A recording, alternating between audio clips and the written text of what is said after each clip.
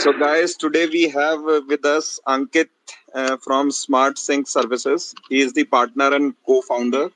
He is a SEBI registered investment advisor. He he did his graduation BCom from St. Xavier's, Kolkata, and he is PGDBM from Xavier's Institute of Management. And we also have Ravindra with us. He's a CFA FRM, and I think he also did PGDM from the same institute, Xavier Institute of Management, and he is MS Finance from IBS Hyderabad. So, I mean, to start with, I would request each one of you to give your introduction on your own, and then we'll proceed with the session today.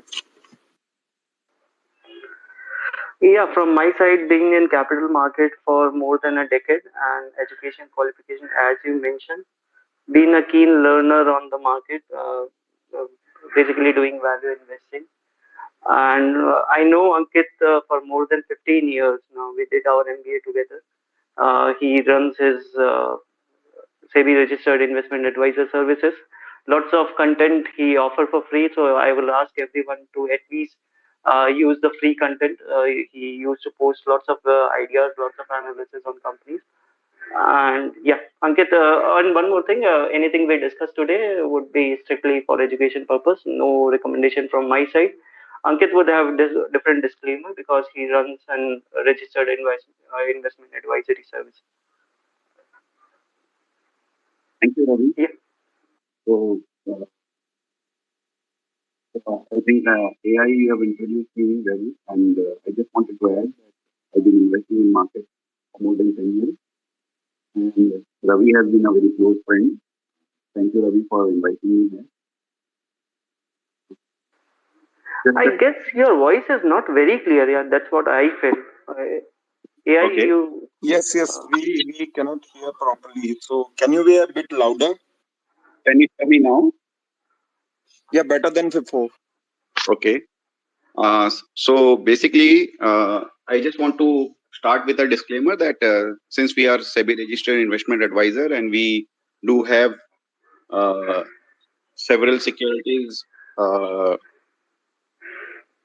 recommended to our clients at one point of time. So if by chance I take name of a security, please don't consider it as a recommendation. With this, we can start. Okay, very welcome to all who have joined late. And with this introduction, we'll start with the questionnaire from both the guest speakers, Ankit and Ravi. And after a while, we will give opportunity to the audiences. They can send a request, and we'll take up their questions also.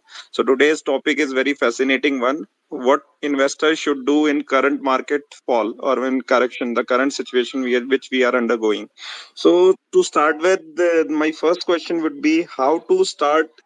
I mean, the newcomers who are new to the market, how should they go about investing? Newcomer, the best idea I would have is to start with SIP, mostly from mutual fund. Uh, have your SIP plan in terms of your monthly saving, whatever you are saving. Invest in SIP decent size with less expense ratio, and maintain that SIP for a very long period of time. Bring some kind of understanding about companies where you feel you understand the sector, where if you're working on certain sector, then you understand that sector. Those companies you can have a direct exposure. But newcomer, the very disciplined instrument is SIP, and very good one. Yeah, you can do passive or index kind of investing where the expense ratio would be even 10 bips. Yeah. Good one, Ravi. I agree with you. Just to add on,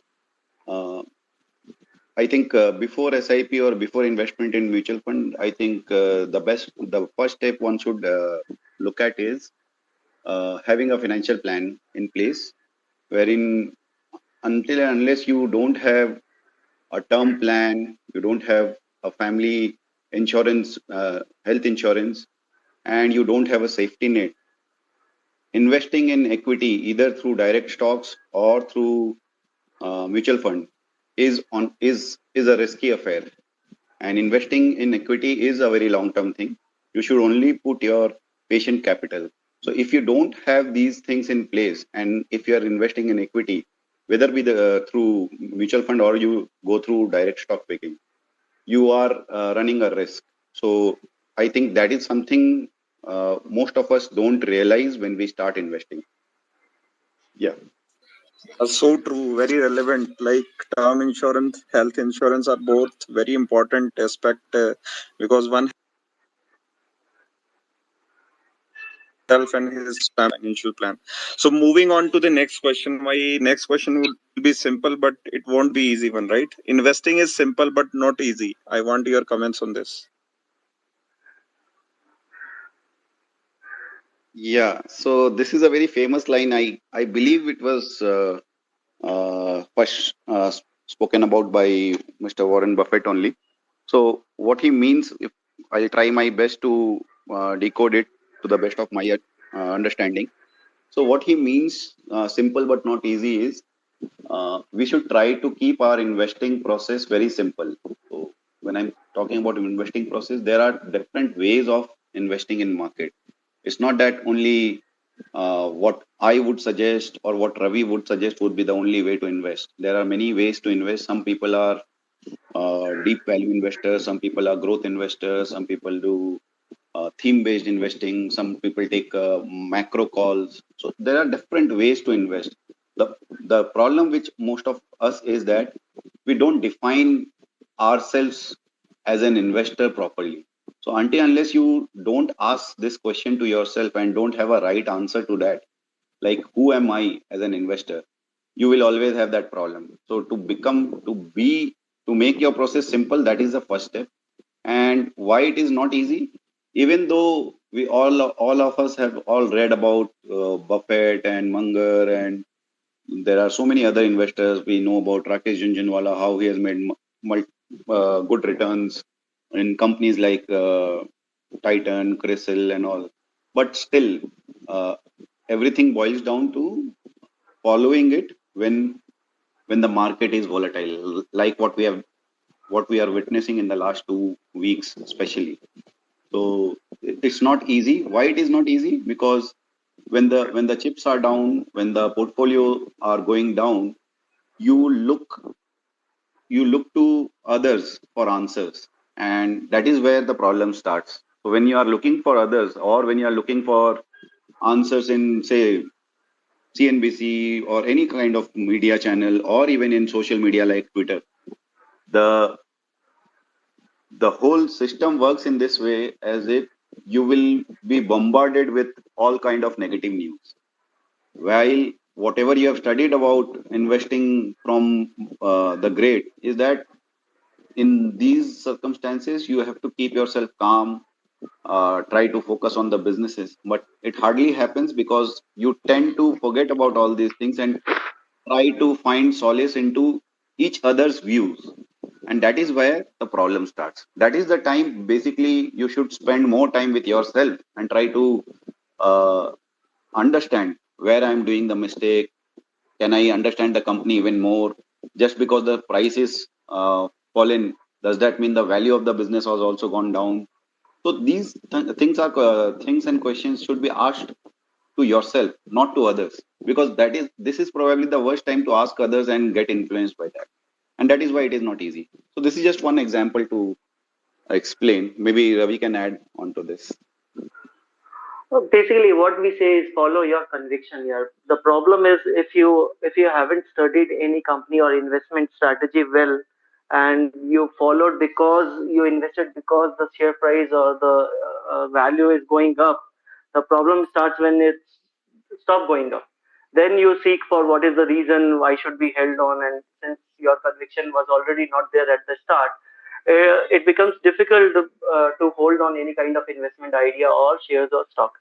As Ankit was mentioning, you follow your discipline, then only it will give you the conviction that to hold on to the volatile market. Yeah. Yeah, very rightly said. Borrowed conviction doesn't work all the time. As we usually see in the bull phase, the people who earn some money, they think that this is due to their intelligence, not out of luck. So in bear phases, they face trouble. So moving on to next questions, there are like More AI on this. What we saw mostly, as Ankit was saying, you follow media, you follow social media. The problem there is they follow more towards momentum. If the things are going good, they will keep on screaming that it's a great, great, great. If things are not going well, they will sound despair, and it becomes difficult that you have that urge to get out or to invest to stop that urge. So first thing is have restrictive kind of trade in terms of portfolio, even while entering, even while exiting, and read content from media, social media, newspaper, everywhere for factual information. But view you form on yourself. Yes, yeah, go ahead. yeah. So basically, how much importance a long-term investor should give to inflation, Fed, war, RBI rate hike, the tweets which Elon Musk do. So this kind of stuff, how much importance should be given to these things? So it depends upon investor to investor AI. So basically, if you are a long-term investor, so I can only speak about myself and my team, as in the philosophy which we follow at SmartSync Services. Different people, different investors have different philosophy, and we are not here to judge anyone. There are different ways to make money in the market. But the point is, if you are a long-term investor, probably looking at all these macro data is only going to confuse you, only going to make things more difficult for you. Having said that, I'm not saying that macro data doesn't matter. So inflation is there. So inflation, it's not that I'm saying inflation is not important. Inflation is important, and so and similarly there are other macro data as well which are important. The problem with that is that you can't predict with precision how these macro data will play out over a short period of time, right? So for example, in case of inflation also, last month only we wrote a thread where we mentioned about that as a long term investor you should try to understand the basic understanding of inflation and how it is going to affect your investment or the businesses which you are invested in. So basically, just to give a very quick understanding, so you can basically club or divide different businesses in terms of how inflation will affect them. So I'm not going to talk about the definition of inflation, but the fact about inflation is that during inflationary time when the cost rises, businesses are left with only three options. One is to absorb the whole rise in cost. Second is to pass it on to the consumers. And the third is a mix of the above two. Whether so, most of the companies generally lie in the mix of the above two, right? They try to absorb also a little, and then they try to pass it on. And from inflation standpoint, there are four types of businesses. One is the commodity businesses where there is no pricing power. Brand or franchises where they have the ability to pass on the cost hike. Third, there are robust converters who can pass on the cost with a lag, even though they can't pass on immediately. But because their business model is such that uh, the customers of these companies depend upon them, so that is why they have some sort of a bargaining power to pass on the cost hike. And then there are non-commodity average businesses which have no pricing power. And in the last, we have IT businesses where there is no raw material inflation worry, right? So all these different five types of business will have different ways inflation affecting them. Like in case of IT, you can say, see, there is no inflation. So the market already recognizes that the IT businesses do not have any inflation worry. So that is why the IT stocks are already priced in. So they are uh, a little overvalued compared to the other businesses, right? So it's not so easy. Just because IT doesn't get affected from inflation, now is not the time to wake up and then think that okay, inflation is the market is always discount this thing much in ahead. So probably since 2020, the market was aware of this fact. And that is where you can see in the last 2 years how the IT businesses have continued to do phenomenally well. Similarly, I don't want to complete and go into all the different types of business. I just gave one example of IT. So that is how, as an investor, you have to figure out how each industry will perform. What should be my uh, outlook for my company in which I am invested in? Are they strong or they weak based on their quarterly results? So Q4 results of many companies are been out. You can see many companies are facing raw material issues, as in raw material cost price has gone up. That's why you can see their EBITDA margin going down. Some have inventory at high level, that also pushes the profit uh, down. So these things you have to understand rather than looking at the inflation data, what is Fed doing, what is RBI doing. So these things have no meaning. What is important for an individual long-term investor is how is your business performing during an inflationary environment? How is it prepared for the next 2 3 years, assuming that the inflation stays, and how is it valued at? Sometimes market paints every company with the same brush. So, like, there are a lot of chemical companies which are facing raw material pressure, raw material cost pressure, right? But they all are not at the same level. As in, some companies have pricing power to a certain extent, and some companies have no pricing power at all. But during these times, sometimes market paints all the chemical companies with the same brush. Now it is your job as an investor to understand which companies are a little different. They have a better, robust business model, and probably you could look at them, right? Sorry, I took a little time, but I thought that it is important to explain in this way. Yeah, yeah, very much, yeah. And like Ankit mentioned about how to intricately look at different sectors while you are looking at macro data.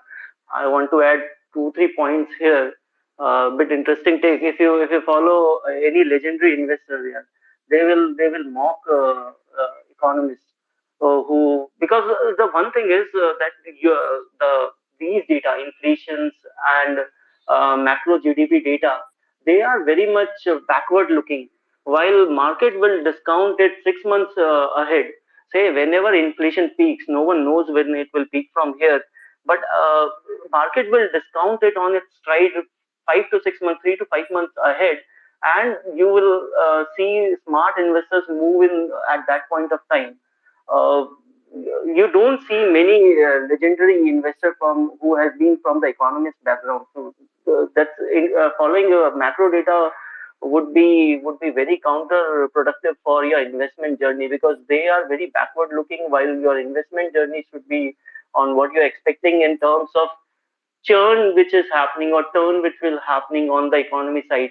If the things are going very much up and you identify that this is the time when things will turn, this is the time when you reduce the beta of your portfolio. The turn where it happens, you make the maximum money. Following too much of macro data will not help you, but intricately following any sector or companies will definitely help you, because you will, and within a sector also, you will find an opportunity, a company which can be growing in a sector which is not growing so well. So better to follow sector and companies rather than having too much emphasis. You don't ignore that broader macro data, but not having your investment thesis based on macro data would be my advice.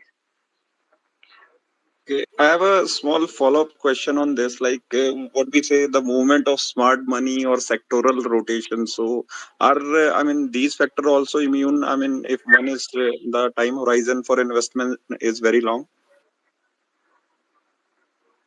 Sorry, I didn't get the question. For sector rotation, time horizon No, should be no, very long. I'm saying for a long-term investor points of view. I mean, if sectoral rotation is happening in the market, so how one should view it, or that doesn't impact a long-term investor? So Sectoral I would like to rotation, take it. okay, yeah. Yeah, I would like to take it AI. So what I would, if I think, as most of our listeners are individual investors, so I would say in how they can approach this with my own experience. As in, I think again, smart money, sectoral rotation, and all these things is something which comes at a much later stage. First of all, you have to understand business. First of all, you have to understand industries. If you have, say, no knowledge about cyclical businesses or businesses like commodity businesses, and if smart money is moving in commodities and you think that you should also move in the commodities, that is one of the worst way to invest in market, right? So even though there are sector rotation at play in market at different level. So if we look at the last 2 years, we have seen earlier it started with IT, pharma, then other sectors started to do well. Then pharma took a breather. IT continued to do well. Banking finances have not been doing well for some time now. Maybe they'll bounce back. So these things will keep on happening.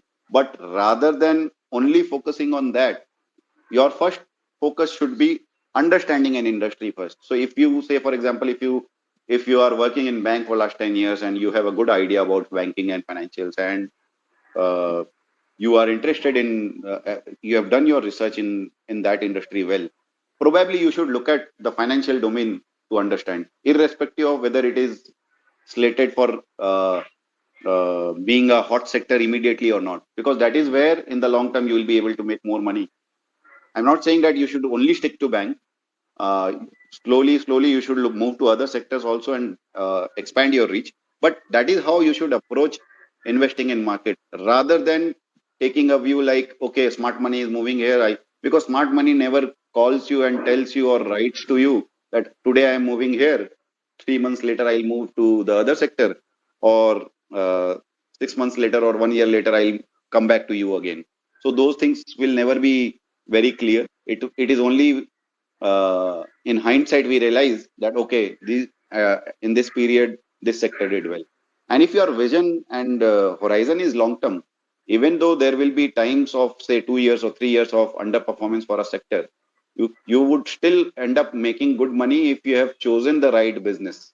So first of all, your effort should be to choose the right business, and more importantly, understanding that business. If you are not understanding the business during the downturn, you will leave the stock and you just go away, and you will only be able to buy that stock again at a very high price. Got it. Ravi, you have to add, I mean, you have anything to add?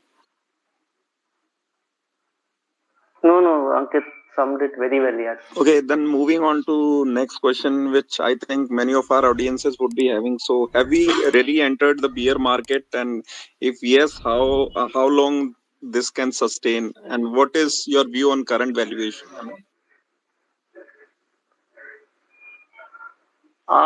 Wish anyone had an answer like how long the downturn will continue. No one knows. First thing, we started from November, December onward. The first thing which started to crack was highly valued new age kind of businesses, both India and overseas market. And then I guess from Feb or something onwards, we are seeing a broad-based kind of carnage. That's one thing. Uh, Other thing about bear market would be, look, this we have discussed AI for a very long time. Bear market shelf life is much shorter than a bull market. If an audience, if an investor can sustain bull market for 3-4 years, 6 महीने में bear market में जान निकल जाता है. This is the fact of life, that you already has been sustained 2 months, and if it continues in the same way for next 3-4 months, there would be huge amount of shakeout in terms of investors from the market. All those data points which we were seeing from market participant, we have this much crore kind of demat opening, this much new participant, they all came in because the money were there to be made. When money is not there to be made, the bear market for shakeout is very brutal.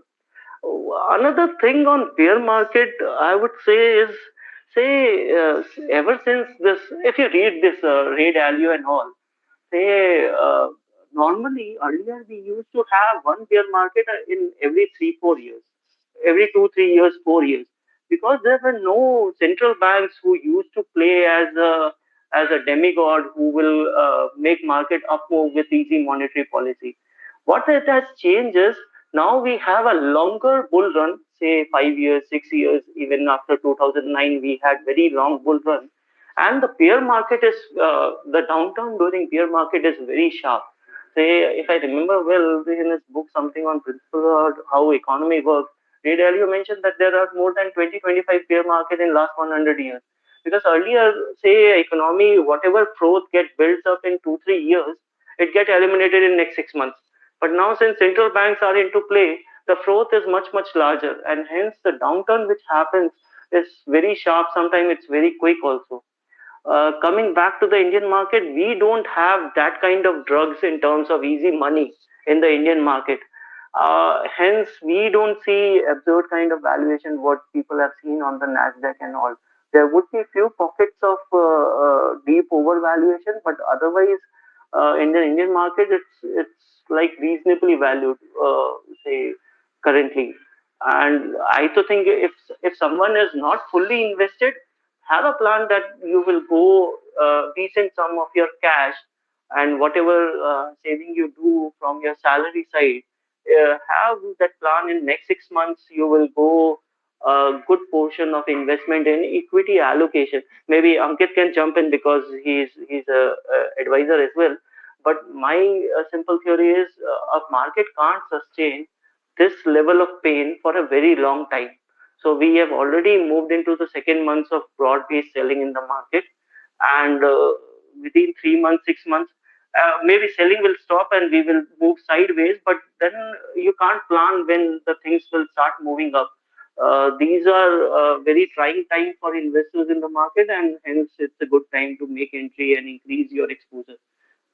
Yeah, Ankit, if you Yeah. have anything to add. Yeah. So I have a slightly different view, Ravi, over here. So, Great, yeah. We should so always we have at, different view. so we at SmartSync have this two major philosophy which we follow, and we keep sharing that with all our uh, near and dear ones, wherein and including our clients, is that number one is don't predict, prepare, and the number two is know few businesses, know them well. So that is why I'm saying that this question itself is not the right question to ask, wherein is are we in a bear market or not? So just go back. If you have been investing for say 5, 8 years, 10 years, 15 years, 20 years, just look back and see, could you spot the bear market early? I would say, at least in my case, I could never. So in 2012, I had no idea that 2012 to 2014 will be such a excruciatingly difficult market. In 2017 December, I had no idea that 2018 and 19 will have that kind of a pain. In March 2020, again, I had no idea that we'll face this kind of a flash in a pan, and then again the market will go up. And that is why today also I am trying to prepare myself for anything, and anything can happen. The market can go up from here, from Monday onwards. The market can keep grinding for 2 years also. Even that is possible, even though the probability of that happening is very low. But you should never prepare yourself or project that this is what is going to happen. Rather than doing that, try to focus on the businesses. Try to look at individual business. If you are an individual investor with a long-term frame of mind, looking at these things and questioning whether we are in a bear market or not, how long the market can fall. If you don't have money, you have everybody has limited money. If you are fully invested, all you have to see is in your existing portfolio, can you make any shuffle? Are these businesses going to do well in the next 4 months, 6 months, 2 years, 5 years? The more you can increase your horizon. So I think recently Ian Castle made a very good point, and he has been making that kind of point many times in the past as well. Wherein even if you today in May 2020, even if you can have a 1.5 year horizon, say 12 to 18 months horizon, you are already in the top 1% in terms of having a high, as in long horizon. Because so many people, even investors, I'm talking about investors, long-term, so-called long-term investors, are still looking for Fed, RBI, war, which is not in their control, which they should not be looking at, is what I feel. Yeah, rightly said. We shouldn't time the market, and of course, there are different ways to earn money in market. So we should be consistent. We should keep in the market. So Ravi, anything to add, or shall we move on to next question? No, no, have your long-term horizon in place, and I find that since the pain has been bit severe in the broader market, uh, uh, slowly and gradually increase your exposure in equity. Yeah. So, like, what is the best way to buy the dip? Basically, we see we cannot resist the urge to buy or sell when such corrections happen in the market. So, what should be the ideal way to go about it? Uh, Look, there is no ideal way on buying the dip, but then have the ideal way would be don't allocate whatever saving or extra cash you have at a single go. At least divide them into five or seven installment, and take a view after every 15, 20 days, month time. Don't try to make too many decisions. What people expert in the market do is they try to make too many decisions, and then they think that they can predict them well, rather than have lesser number of decisions in terms of entry exit. That will help you a lot. Cut down on the noises you hear from the media, even from Twitter spaces as well. That will help you maintain your sanity. uh, have restrictive decision. Don't invest at a single hog. uh, Divide your equity corpus, I would say. As Ankit was saying, maintain your discipline in terms of other requirement of life insurance and those things, and other cash which you need for emergency, keep them as separate. But whatever you think you can allocate for equity exposure for next 5 7 years, uh, invest gradually. Have that plan of 5 6 months time, where you will be slowly making that equity exposure, and resist an urge. I don't know, yeah. What I practice is, uh, say now I see there is decent correction. So what I am doing right now is I'm increasing bit of risk on my portfolio. But when I say this, I am reducing some of the weights I have in my FMCG sector, where the beta would be zero point 0.3, where my expectation would be in terms of comfort, that things will not go very bad in terms of business. But I want to ride whenever that next leg of up move happen, be it 6 months down the line or one year down the line. But I want to be ready in terms of having a, because that's my personal take, because I can say that I want to have a higher risk proportion on equity side. So I'm reducing something which is more on the safe investment in equity, and taking somewhere where if the market moves say 10% from here, I would make 20%. But on the other side, I'm ready that market moves down 10% from here. My allocation, the change which I'm making now, would have a sharper downturn. But I'm going back to my same belief which I mentioned earlier, that it's difficult for market to sustain a bear market for a very long time. We are witnessing the correction from December onwards. We are smaller corrections and deeper correction what we are seeing now, and this kind of pain, if we continue to see for next 3 months, 6 months, there would be huge shakeout in the market, and hence that's a good ground in terms of having a higher equity allocation. Yeah, that's my only take. Ankit, you want to add something?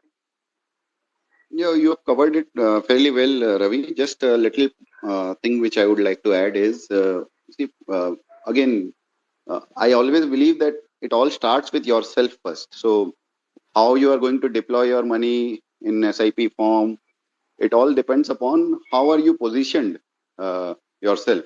As in, if you have a regular stream of revenue, fixed revenue, and you have an extra income there, then it makes sense for you to do SIP. But if you are not like that, say if you are a businessman where you don't have a monthly salary kind of a system, right? Then SIP is not a good thing for you. So first try to understand your own financial situation. And as I said in the beginning, if you have your other things sorted out first, wherein all your patient capital are only there in the equity, then you can play around with it. In the sense, when I'm saying play around, I'm not saying meaning it in a very casual way. What I'm trying to say is you can experiment with whether you want to go to do it in a SIP form, or when you are having more conviction, you can probably invest more. But if, say, for example, you invested in 2020 April, so that was the first time you entered into the market, and the next 2 years you have only seen market rising, and if you think that kind of returns will continue to be there in the next 2, 3, 4 years again, that is where you are in for a shock. So having a reasonable expectation, putting your house in order, these two, three basic hygiene things actually help us take a better decision rather than thinking too much about where the market is going, because nobody knows where the market will go. However intelligent we may try to sound and say that this is going to happen, and then after that the market will recover or market will continue to do well. So just look at what has happened in the crypto world, right? So that kind of, see, crypto is also an asset class, equity is also an asset class. Whether we invest in crypto or not, that's a personal decision, but we should learn from other asset class also. The only difference between equity and crypto is probably, in case of crypto, the kind of volatility is much higher compared to equity, right? So something like that can happen in equity also, maybe not exactly to the same velocity, but it can happen in equity also, right? So we should always be cognizant of the fact that we don't know where the market is going to be. When you keep on sharing or telling this thing to yourself that I don't know where the market is, odds are high that you will take a much better informed decision rather than predicting uh, where the market is going to be in the next 3 months or 6 months. Yeah, fair enough. Taking 1, 2 more questions from my end, then we open the floor for the audiences. They can ask their question by sending the request. We'll allow them one by one, and I would request the audience.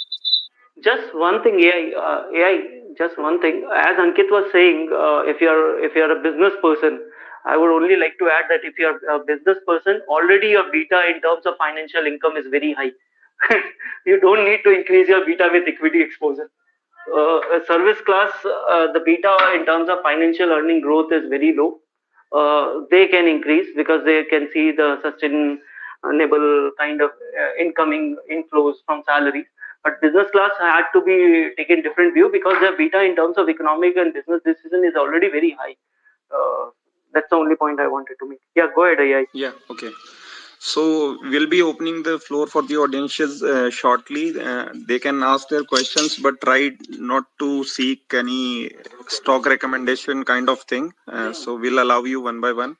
And in the meantime, I will also request the audiences to have a look at the handles of Ankit, Ravi, and mine. If you find value, if we are adding value to you, kindly connect with us, and hope to connect with you in future as well. So moving on to next question, Ankit. I mean, behavior management is very important, be it any asset class. So what would be your views on behavior management? So I would take a detour, or maybe probably I'll digress a little bit. So behavior management starts at home. How do you behave with your wife, with your spouse, with your parents, how you behave with your kid? That is invariably going to influence your behavior in market as well. So if you are someone who is patient, who has the ability to uh, to accept the market forces and uh, believe that even though I am there for a long term, I understand the business, I have a fair idea about the industry's future, but there will be in short term times where I have no control at all, and I'll just surrender to the market over there, and don't try to be too intelligent and try to be very much. I think more or less, most of us should be better off following that kind of approach, because that ways you are not doing anything in panic. Once you accept that these kind of volatility are nature of market and you have no control over that, even if you don't add during the, so for example, we have a very good example of what happened in March 2020 crash of COVID, right? So whether you bought at the March bottom or not, that is not important. What is more important is, did you hold on to your companies which you were invested in prior to March 2020, and how long you stayed invested after that? So there are people who sold stocks during March 2020. There are people who didn't sell any stock in March 2020, but sold off when the market started rising, thinking that the market will again give the opportunity to buy at a much lower level. So that is something which is very, very, very difficult. Very few people can time the market in that way. So my suggestion would be, behavioral is all about that. You have to accept that you have limits. Once you accept your limits, then only you can think about building your investing process. Yeah. Ravi, you have anything on it?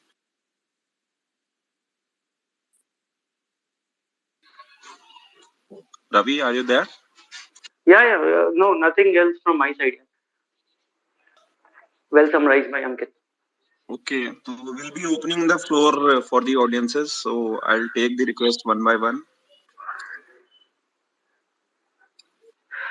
In the meantime, I would request, if you find value, as Ankit, AI was saying, apart from Ankit runs that advisory services. That is a different Twitter handle. You can go and see what content he provide. Uh, is on his website as well. You can watch. He provides some 5 minutes investment ideas, which covers a brief profile of the companies, and then he covers the con call detail of the company, so that you know what are the latest happening within the company. So you can see all those data on his website and his Twitter handle. Sir आप लोगों से मेरी एक request है, अगर हिंदी में हो सके तो हिंदी में थोड़ा बताइए, इंग्लिश में थोड़ा ऊपर से जा रहा है, तो हिंदी में चर्चा करते हैं तो अच्छा रहेगा सर जी, बस इतना ही रिक्वेस्ट है अपना। जरूर सर, आप बोल रहे हो तो हिंदी में ही बात करेंगे, कोई प्रॉब्लम नहीं है। मैं हिंदी में बोलने के लिए तैयार हूँ। धन्यवाद सर। रवि, एक थोड़ा इनके लिए हिंदी में थोड़ा जो आज हमारा डिस्कशन हुआ है लास्ट 45 मिनट्स में, एक जेस्ट इनको बता दिया जाए तो it could be helpful for some audiences. ठीक है समीर जी, आपके लिए और आपके जैसे और भी अगर कोई है जिनको हिंदी में ही सुनना है, मैं कोशिश करूंगा 2 मिनट के अंदर में समराइज करने की। अगर मैं कुछ भूल जाऊं तो प्लीज क्षमा करिए। मेरा और रवि का मोस्टली बोलने का मतलब यही था आज, कि सबसे पहले ये जानिए कि आप कैसे हो, आप किस तरह के इन्वेस्टर हो। अगर आपको वही क्वेश्चन नहीं पता, आप हु एम आई, जो इंग्लिश में क्वेश्चन हम लोग पूछते हैं, मैं कौन हूं, अगर वही क्वेश्चन का आंसर हमको नहीं मालूम है, अगर हमने खुद अपने पहले फाइनेंशियल प्लानिंग ही प्रॉपर तरीके से नहीं की है, हमारे आपकी खुद की टर्म प्लान नहीं है, हेल्थ इंश्योरेंस नहीं है, कुछ इमरजेंसी फंड नहीं है, और उसके बाद आप इक्विटी में कूदोगे, तो इक्विटी आपको हमेशा ही रिस्की लगेगा। Equity is a place for patient capital. आप अगर पेशेंट कैपिटल रखोगे, जो पैसा आप 5 साल 10 साल आपको अपने काम की जरूरत नहीं है, अपने घर चलाने के लिए उस पैसे की जरूरत नहीं है, तभी जाके आप इक्विटी से सही मायने में रिटर्न निकाल सकते हो। दूसरी बात यही थी कि प्रेडिक्ट करना इम्पॉसिबल है, not just in market, life में भी। हम लोग को लगता है कि हमारी लाइफ में और हमारे मार्केट में, इन्वेस्टमेंट्स में हमारा बहुत कंट्रोल है, बहुत मैक्सिमम रिटर्न्स आते हैं कंपनी के परफॉर्मेंस के कारण, मैनेजमेंट का एग्जीक्यूशन के कारण, हमारे सिलेक्शन के कारण नहीं आता है। हम लोग अपने आप को कभी कभी ज्यादा होशियार समझ लेते हैं, बट वो गलत होता है। So rather than doing that, हम लोग को हमेशा ये कोशिश करनी चाहिए, ये समझने का कि आज डॉलर कितना गिरा, आज निफ्टी कितना गिरा, आज डाउ कितना गिरा, फेड क्या कर रहा है, आरबीआई रेट हाइक कर रहा है, ये सब एक लॉन्ग टर्म इन्वेस्टर के लिए सब नॉइज है। हमारे लिए जरूरी चीज ये है जानना कि हम कुछ इंडस्ट्रीज को समझ सकते हैं कि नहीं समझ सकते डीपली, और अगर समझ सकते तो उसमें से कुछ बिजनेसेस को हम लोग कन्विक्शन के साथ और अच्छे से समझ सकते हैं कि नहीं, और उसी में से कुछ मैनेजमेंट ऐसे है जिसके ऊपर हम लोग एक लॉन्ग टर्म कॉल ले सकते हैं कि भाई अगर ये मैनेजमेंट सही तरीके से काम करेगी तो मैं 5 साल हो, 7 साल हो, 10 साल हो, जब तक वो अच्छा काम करेगी हम लोग होल्ड करके रख सकते हैं। अगर हम लोग एक सिंपल ऐसी स्ट्रैटेजी रखेंगे, और इस तरह की वोलेटिलिटी के टाइम पे जब ये मार्केट ऐसा वोलेटाइल होता है, तो ये पहले सरेंडर करना कि मार्केट इसी तरह का होता है, हम लोग कुछ नहीं कर सकते, इसमें हमारे हाथ में कुछ नहीं है। ये एक एक्सेप्टेंस सबसे पहले कि this is the nature of market, I can not do anything about it. अगर आप ये सोचोगे तो आपकी गलती करने की चांसेस कम हो जाएगी, रादर देन अगर आप सोचोगे कि नहीं मैं थोड़ा सा दिमाग लगाता हूँ, दो महीने बाद शायद निफ्टी यहाँ चला जाएगा, ये स्टॉक्स या ये सेक्टर 2 महीने के लिए ज्यादा अच्छे करने वाले हैं, तो चलो मैं शफल कर देता हूँ। There is a high chance कि आपसे मिस्टेक होगी उस समय। तो वही अपना सोच है कि लॉन्ग टर्म अगर रखना है तो लॉन्ग टर्म बनना पड़ेगा और एक्सेप्ट करना पड़ेगा कि आपको मालूम बहुत कम है, market is the king, market supreme है, उसको मार्केट को इज्जत देना। अगर हम लोग मार्केट को इज्जत देंगे तो मार्केट अपने आप हमको इज्जत देगा, ये हिस्ट्री यही बताता है। आई होप समीर जी आपको जिस्ट समझ में आ गया रवि, होगा। आप भी 2 मिनट कुछ इनको बताना चाहेंगे? हाँ सर जी, आ गए।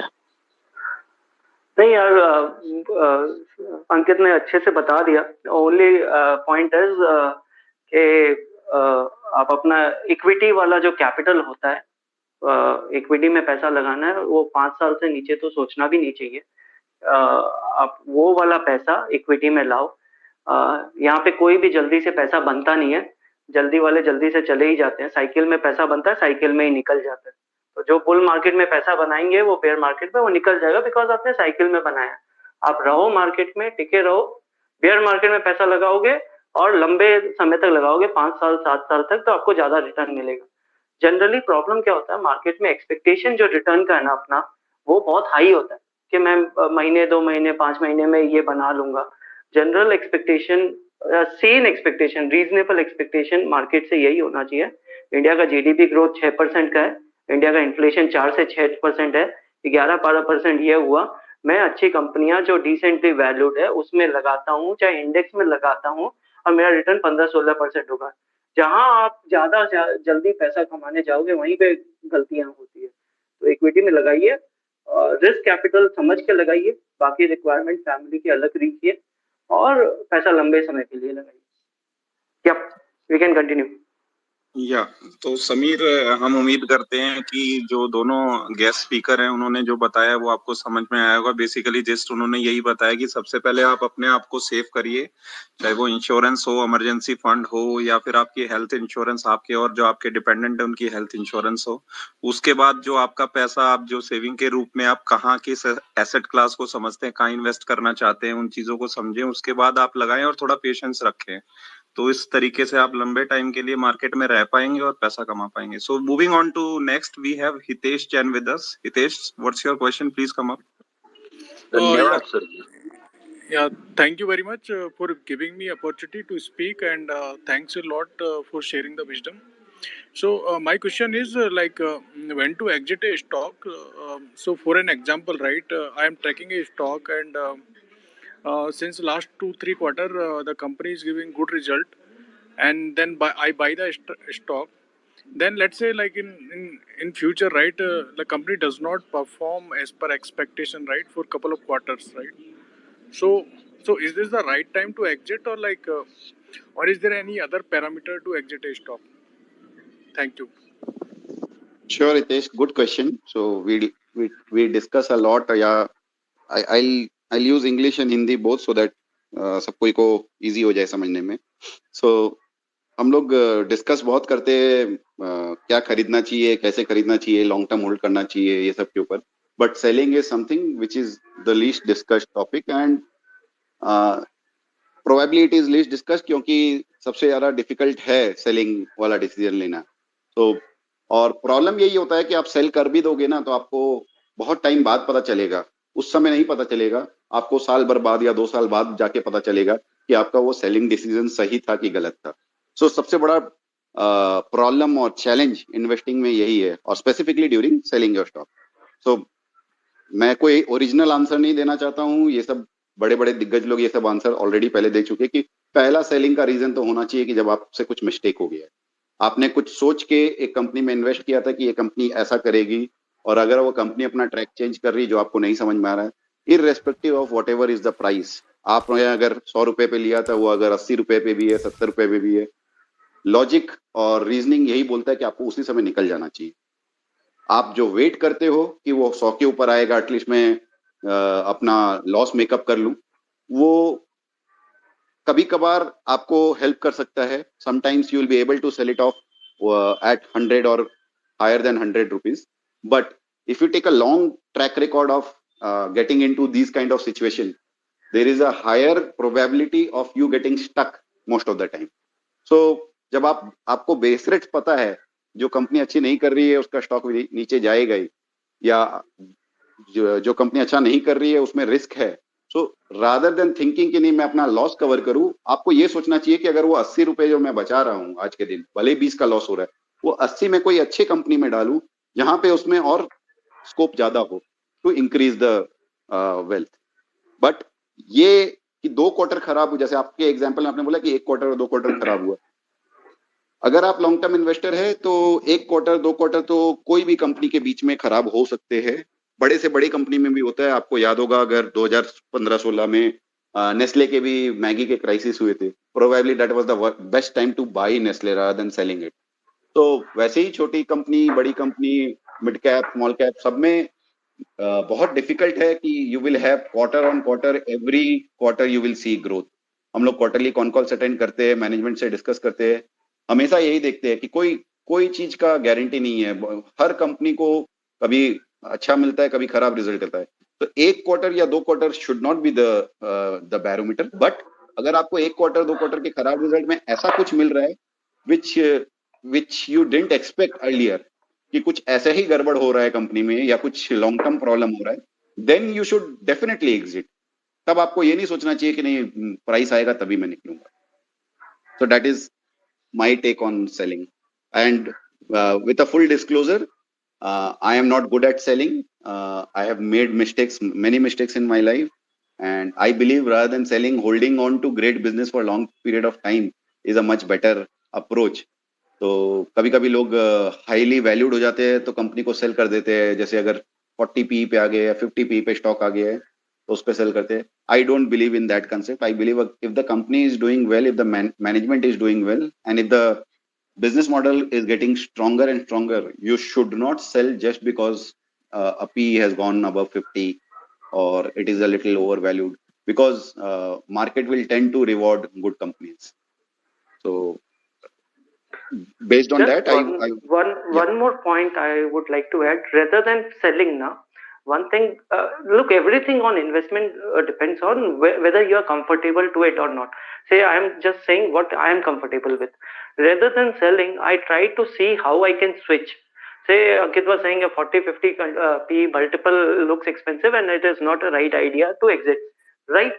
But if I find a company in a similar sector, in a similar profile, and a similar growth trajectory, trading at 30, 35, might consider that not as a selling, but as a kind of switch. What I can have a better expectation from my portfolio going forward. If you find another companies which gives you a better potential, then rather than buying and selling, because अपने buying selling में क्या करते हैं, let me elaborate on this, कि अपने buying selling का जो decision होता है ना, वो प्राइस डिपेंडेंट बहुत ज्यादा होता है, कि मैंने 800 में लिया था, 800 के नीचे नहीं बेचूंगा, या मैंने को 1000 पहले मिला था प्राइस में, 1000 आएगा तभी बेचूंगा. Rather than these things, focus on valuation multiple, say a PE multiple, EV/EBITDA multiple, or a price to book multiple for the financial kind of sector stocks. You identify whether you feel comfortable buying at certain valuation multiple, and if it goes beyond certain level, if you want to switch rather than selling, if you want to switch, say we always discuss about Nestle, but if you are comfortable that rather than holding a Nestle at 70 ka PE multiple, I can switch to a HUL company which is also a decent profile. Yeah, no one can complain about HUL also, which is available at 50 ka multiple, and both has a MNC parent, both has a similar kind of growth projectile, both are, even the parent of both the companies have a similar profile in terms of growth projection. If you are comfortable with that idea, then you can consider that way. Rather than selling, say a Nestle at 70 multiple, you can consider this as a switch idea. That's what I do for myself. Yeah, very rightly said. So basically, loss aversion and opportunity cost should be kept in mind while taking a sell decision. So moving on to next. Because अपने पास capital limited है, we don't get enormous amount of capital. No? Whatever capital you have to make optimum decision based on that capital. Exactly. So I find it this as my way of finding my solace in investing. Okay, Sanjeev is the next speaker. Unmute yourself and ask your question, please.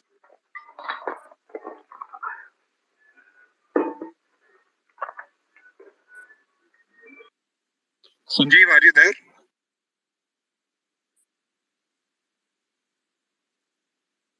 Okay, G said Sharma. Yes, sir. Yes, sir. Sir, I have just one question. I just want to know that if I invest in ETF or I do the FD, so if I see, as you say in the discussion, that the ETF is giving roughly 12 to 15% return on year basis. So it will take 6 years to almost double the money. So FD is also giving the slightly lower return but more safety. So which I should choose between these two? If I am Look, my answer would be, if you don't have appetite for equity market now, then don't enter. The only thing is, if you can see market going down 40-50% and you can hold on to the stock, you can experiment with a smaller amount. Say if your thinking is you will invest a big amount in equity, you try with smaller amount and see your appetite, how you behave yourself in equity market. If you don't hold on to deeper correction, forget about smaller correction. If you're not able to hold on to the market in during a time of deeper correction, then equity would always, you will exit at a wrong time. So drawdown is very common. 20-30% is very common in equity market, can happen for a very long period of time. You can't compare with FD, because if you're investing in FD, you will not worried about anything in the market, be it war, be it inflation, nothing bothers you. So no, sir, I have a duration up to 15 years.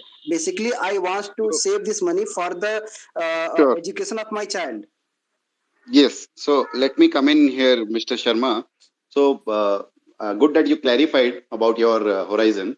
So I often get this question from a prospective client or even some of our existing clients कि FD में डाले कि equity में डाले.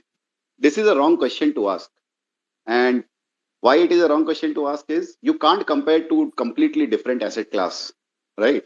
So first of all, try to understand that FD is not risk free always. People think that FD is risk free. FD is risk free in the short term. Equity is risky in the short term. But whenever your horizon increases, FD is one of the most riskiest asset in my sense. Why it is the riskiest asset? If you are having a 15-year view and you want to invest to earn returns based on FD, you are not going to even beat inflation. That is the clarity we should have. But of course, you should also have this understanding, which Ravi very well mentioned, that equity will always be full of volatility. There are different ways to cut out volatility. The best way out is you can always invest in a form of SIP. You're not putting all your money at one particular valuation. By doing that, and if you have a 15-year horizon, like you said, then it is for sure, if you do it through an index fund, or you're talking about ETF, or you go through some very good mutual fund direct, as in mutual fund in a direct plan, all these are very good options. Or you can go for a direct stock also, if you have the appetite or understanding of businesses. But don't think that FD is risk free in the long term. That is the biggest mistake I have seen so many people doing. As FD is the riskiest asset, probably one of the riskiest asset in the long term, if you are considering FD as an investment. That doesn't mean I don't have any FD. Whatever amount I have in FD is for a emergency fund. If something emergency comes to happens in my family, I can use that FD fund to. FD is not an investment fund in my case, and that is what I would suggest to you as well. Don't look at FD as an investment option when your horizon is long term. Put money in FD for safety need, for your emergency requirement. I just wanted to add one thing, because we are discussing about FD now. If anyone is considering for a safer option, something like FD, do consider gilt fund in India. Right now, GSEC in India is about 7.4, and moving from FD to a gilt fund will be equally liquidity. You can redeem your units any moment, and you will have a yield which is about 7.4%. It can be volatile for a short duration of time because of movement in the yield, but you will also have the benefit of taxation. FD में आपका you will incur 30% kind of taxation on a full salary, but a fund, a mutual fund, gilt fund will attract a 10% kind on the long term. So do consider that also when you are considering fixed income instrument. Also, I want to promote one thing. I forgot to mention. I have a YouTube channel, but I focuses on only on company analysis. I do detailed company analysis there, business and sector. In case you are interested, I guess the link would be there on my profile, so you can join that channel as well. Yeah, we can continue. Yeah, thanks, Ravindra. I think that helps the query Mr. Sharma has asked. So moving on to next speaker, Samurai. Hello, everyone. I have a question based on position and sizing, because these are the two main things which I think in my limited knowledge is like very important for a retail investor, because due to lack of funds we cannot take big positions, and sometimes it happens like we might have a very good stock but very few quantity, and in even though in long run also we didn't get the right kind of returns based on the sizing or the positions which we have taken it. So how to scale it up, or how to maintain those kind of positions? Can you throw some light on it? Sure, Samurai. That's again a very good question, and a very important one, because ultimately your position sizing matters a lot in the long run. If you're not adequately allocated in the right stocks, even if they become a 10 bagger, it will not move the needle in terms of your financial net worth, right? But having said that, uh, there is no one way or one answer to it. So there have been always a debate as to whether we should have a concentrated portfolio or a diversified portfolio. But again, it depends from person to person. So I can only say what I do and what we do at SmartSync Services. So I'll just stick to that, and probably it may or may not work in your case. But we believe this works with most of the people who are individual investors and have a small portfolio to begin with, and that is what we have been recommending to all our clients as well. So I'll just share that we generally believe in having somewhere between 15 to 25 stocks portfolio. So why do we believe in that? As in, there is no science behind it. The only thing is that we want to have a decent amount of allocation to stocks which we are confident on, but we also want to make sure that we are not invested, say, 15 to 20% or 30% of our portfolio into one particular stock. So even if we are bullish on a company, the maximum we go ahead with is 10% allocation. And say that company starts doing well and the position becomes bigger and bigger. So we try to take some money off. But if the company is performing well, if we have the faith in the management, we don't exit easily. That is what we believe in, because we believe that reinvestment risk is often one of the most underrated risk in the market. We don't give that enough thinking. There are very few businesses which will be able to do well over the long period of time. Very well. I'm talking about very well.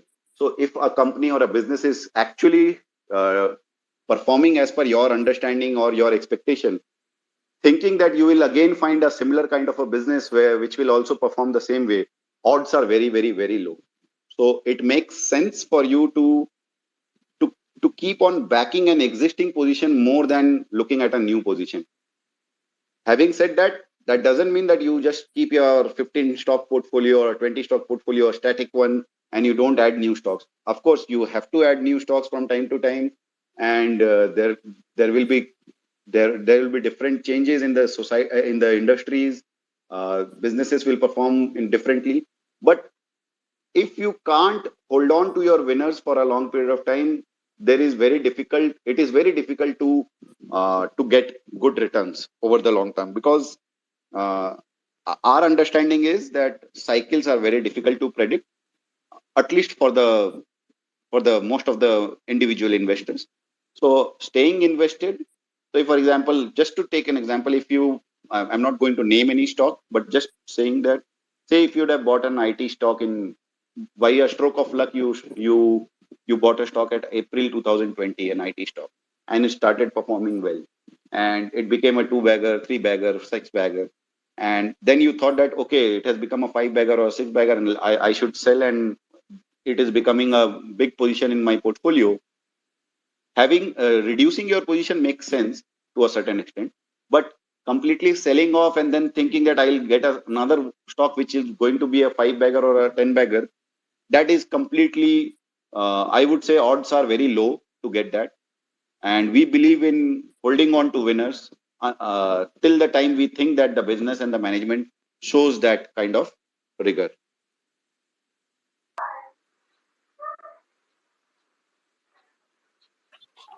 Ravi, you want to add something on this? Pretty much, Ankit summarized everything. I just add what I do, maybe will help more. But basically, what Ankit has mentioned, that I maintain that 20-25 kind of stocks, like 50-60% should be the large caps one, which is prominent, can be reflected in a Nifty 50 kind of stocks. Then you take smaller bets on a mid cap stocks. You don't go down very quality, but you identify pockets where you think the businesses you understand will do well. So you maintain that core portfolio of the large cap companies, which you feel that the visibility is there for a very long period of time. That should be 60-65% of your allocation, and the remaining 30-35% of smaller companies which you feel that they will do better and they might become bigger companies and have a more stronger play in the economy in the future. Have a smaller allocation according to their size. But wild ideas you get as a tip, don't go whole hog, invest 10-15. Even I consider 10% as a very high allocation. So what people mistake they do, they hear something, the company will do well, and they allocate some 10-15% of their capital. Don't do those things. Even if you want to venture out on those ideas, keep your allocation 1-2%. I also do that.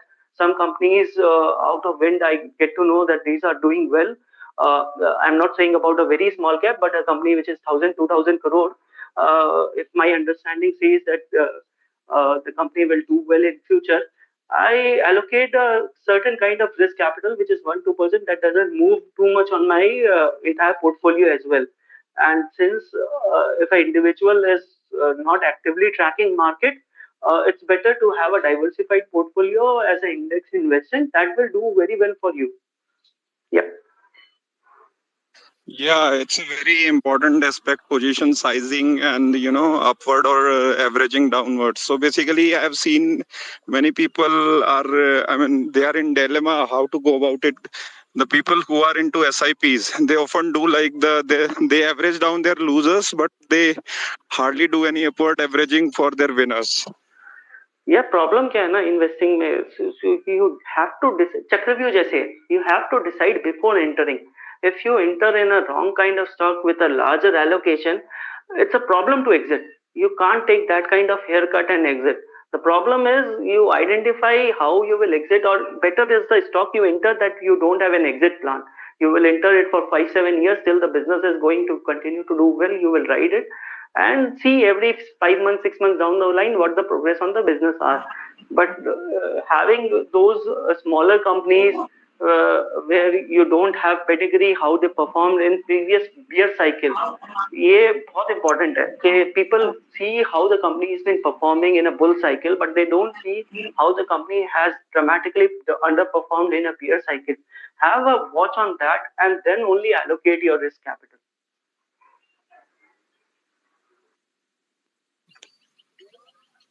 So moving on to next speaker, we have Sid. Sid, please unmute yourself and ask your question. Hi all, a very good evening, and thanks to all the speakers for providing the valuable insight about the market.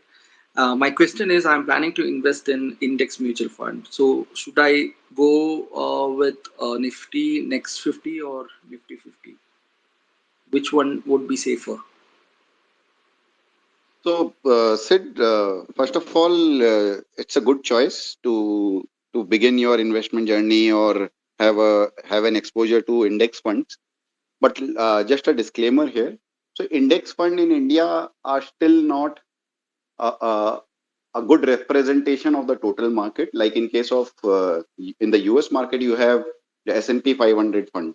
Okay, where the when you invest in that index, you are basically buying the whole market, sort of a whole market, right? But in India, you are having a very narrow space of say 50 stocks. Now, whether you should invest in Nifty 50 or Nifty next 50, that's also something. It is very difficult to say which one will outperform over the next 10 years. Probably having exposure into Nifty makes much more sense. And if we in future get get an index fund where we have say 500 companies of the index, which is there, that would be even better for you, because the whole logic of index is that you are not buying a group of stock or a portfolio of stock, but you are buying the whole market. So when you are buying the whole market, it should be around 200 to 500 stocks, where those 500 stocks are the best performing stocks of the country, right? So since we only have this Nifty 50 as the option today, I would still say go for Nifty 50 rather than Nifty 50 next. But again, don't take it as a recommendation. You can go for either one. I'm not here to recommend any particular. If I may jump, if I would have been, I would say what I would have done. As from our entire communication, you must have understood I am bit of more on the risk side than Ankit. So I would say if I would have that kind of question in mind, I would go 60-65% on Nifty 50 and 30-35%, which will generate my extra return from Nifty next 50. That would be my way of entering the market. Thank you. Hello. Good evening, all, sir. Hello. Yeah. Go ahead. Sir, for the next 5 to 10 years, which sectors we should think to buy from the stocks from which sectors, sir? Wish we had a crystal ball, yeah. The only thing I can say is if Indian economy has to do well, I have a firm belief that private banks and financial services has to perform. They are the backbone of the economy. So, and they have a huge weight. Say on Nifty 100, they would have 25% or 30% kind of weight. So, and they haven't performed very well in last 2-3 years. So, I would I would be from the camp to believe that the larger private banks should do well in next cycle. There are few sectors we are talking about. My opinion, yeah, it can go horribly wrong, but few sectors which I think hasn't performed well, and I don't see a reason for them to be in such a doldrum for next 5 years. Something like auto. We are seeing sales number on vehicles which we have witnessed in 2017-18.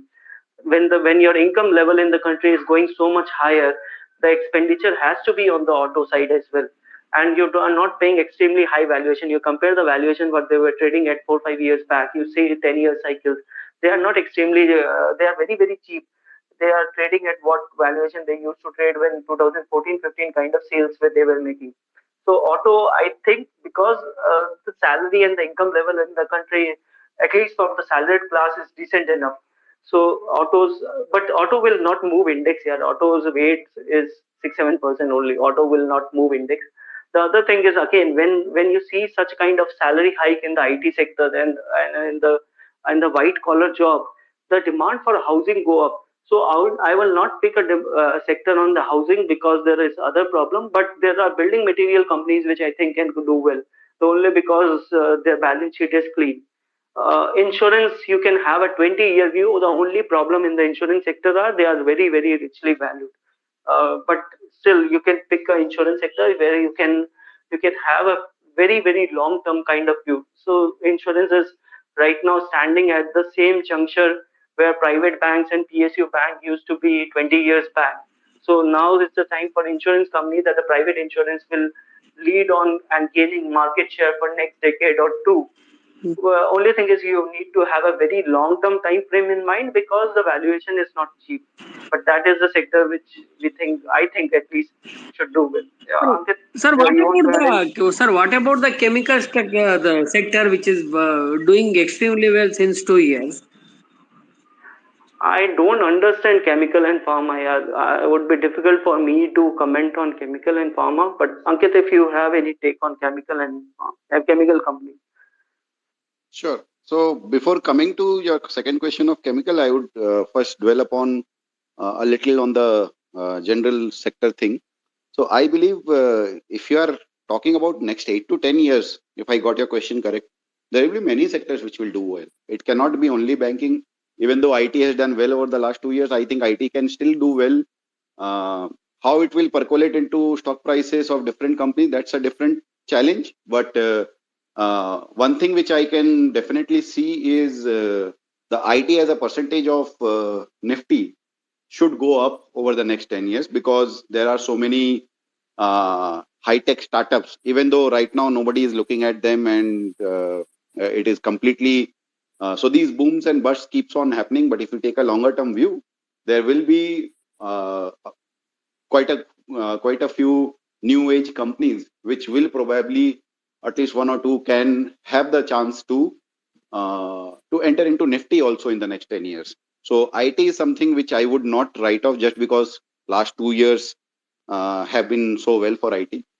But obviously, IT is not cheap. If you're buying now and if you get stuck in a stock for 2, 3 years, don't blame me that I told you about IT.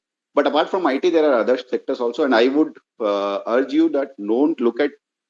I don't invest in that way, so I would tell you that don't take a sectoral bet so clearly until unless you are your understanding of a sector is very clear. So, for example, if you are someone who is working in the IT industry and have a very good solid understanding of the IT sector, then you taking a bet on the IT sector makes sense because you will be able to withstand all the problems which may happen because you will be able to see when things will probably go up, and you will be able to be more patient during the time when the sector doesn't perform. Like we know during 2016 to 2019-20, IT didn't do well, right? So those kind of period of 3 year, 4 year can always happen even from now in IT, even though the probability of that happening is much less. And because I spoke about IT, that doesn't mean that I'm only talking about IT and there are no other sectors. There are many sectors which can do well. I don't look at sectoral thing. I try to look at business first. If I can understand that business, if I can understand that industry, if I like the management, I will not focus that, okay, this is in that industry, so I'll not see. I'll try to understand that particular. So generally, I don't understand chemical well, but I am invested in a few chemical companies.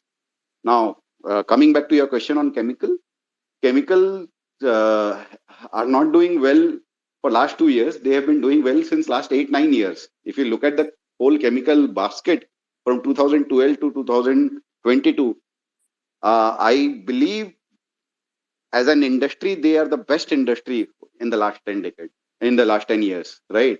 So you can go back and check all the chemical companies valuation 10 years ago and see where they are trading today. So that is where you should be a little cautious now. Doesn't mean that these companies do not have any future ahead, but most of it might be already in the price, and chemical and IT are completely different. Chemicals in most of the companies, so people are now using fancy words like specialty chemical and all too often. Not many chemical companies are having a decent amount of specialty chemical business. So I would be very careful and cautious in investing in any chemical company today. That doesn't mean to say that you should avoid the whole sector. Yeah, very rightly explained by both the speakers. Basically, the crux is invest in something which you understand well, right? And what is I mean, if you are hearing too much noise about something, so it is better to stay away from that or do your diligence properly so that you will be able to know the intricacies of any sector you are interested in. Apart from that, standard disclaimer, sorry. So any names, if taken by any of the speakers, are not recommendations of any sort. This is not paid promotion spaces. It is an educational spaces to interact with the audiences, and it's basically a mutual learning session. So I would once again request the audiences they to visit the handles of the guest speakers, and if they find value, do connect with our Twitter family and keep on adding value. So next speaker we have AVN with us. AVN, please ask your question. Good evening. I just while checking the technical analysis chart of Nifty, what I'm seeing the last 5 months is that now it is touching the low high and high bottom, right? That is the trend happening for last 4-5 months, and definitely the market is going to touch a slightly more bottom now. Is it the correction which is happening here, or is it the market, or is it the global?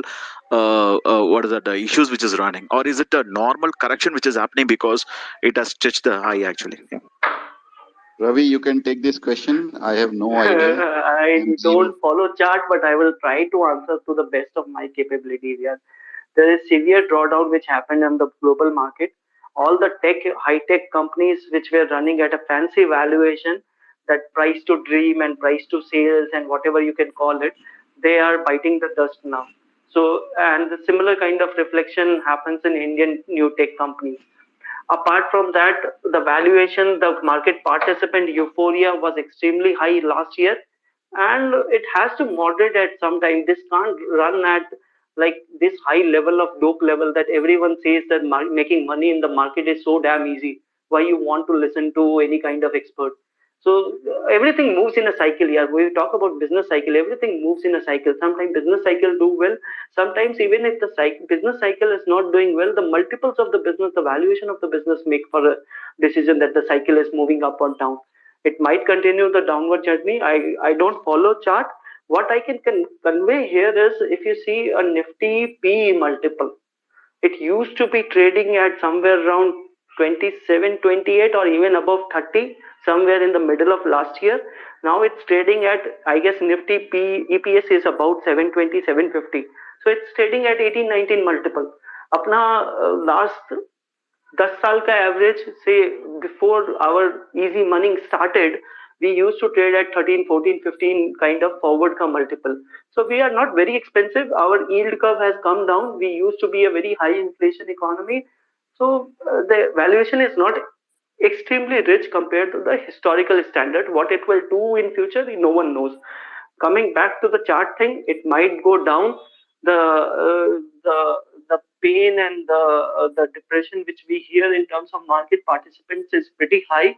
So it will be unlikely it will make a V-shaped recovery from here. But if you are equity investor, but here if you are following chart, here there is two distinction. If you are following charts, then you are making a short-term trading decision. My view and Ankit's view would be of very little value addition here. So the problem in this is you're mixing two kind of theory and to arrive at a decision. So if you're following charts, follow charts religiously. Don't follow our advice. It is useless if you're following charts.